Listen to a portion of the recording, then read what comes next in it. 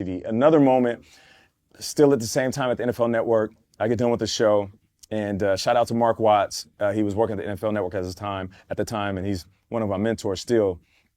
You get off and like, the producer's like, hey, good show, good show. And it's always good show. Yeah. And that's the last thing you want to tell a wide receiver, because you tell us we're doing a good job, we're going to take it, whether we screwed up or not.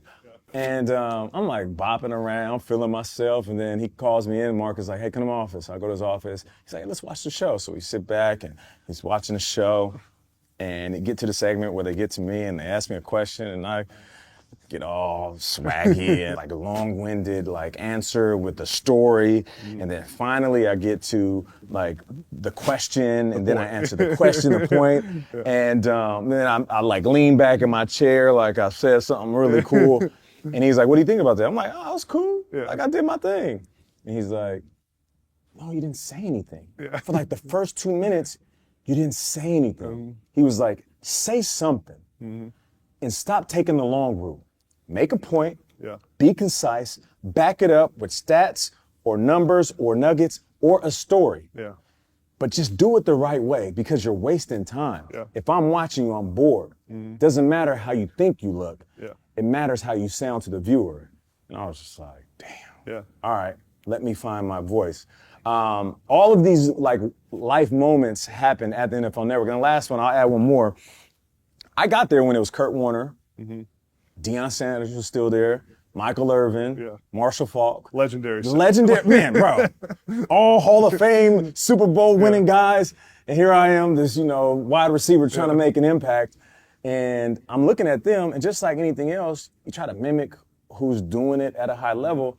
And I was a copycat. I remember I was like, all right, I'm gonna come in and I'm gonna act like Irv. So I'm coming with the grambling voice, and I'm like, listen, man, here's the thing. Your Calvin Johnson was a beast. And then after the show, I'm like, nah, that wasn't me. That wasn't me. And then I'm like, you know what? I'm gonna just come in with the slick talk and be a little bit more prime time with it. So I'm gonna talk about the different things that I did playing with Matt Hasselbeck in Seattle. Now that was a good thing.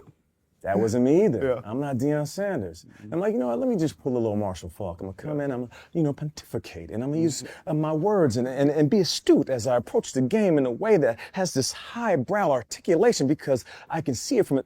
That's not me either. And I remember after a few weeks of trying to copycat all of these guys,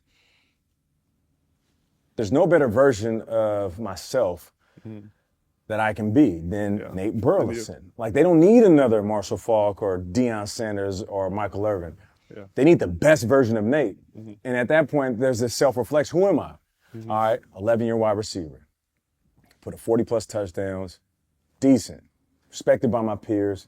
I'm not going down as a legend, never won a Super Bowl. I'm not going to be a Hall of Famer. I was born in the 80s, raised in the 90s, influenced by the 2000s. I love movies, music, pop culture. I write poetry. I'm self-deprecating, but I also think I'm fly. I can take the stage and lead when I need to, but I'm okay with being a team player. That's who you are. Be that guy on TV.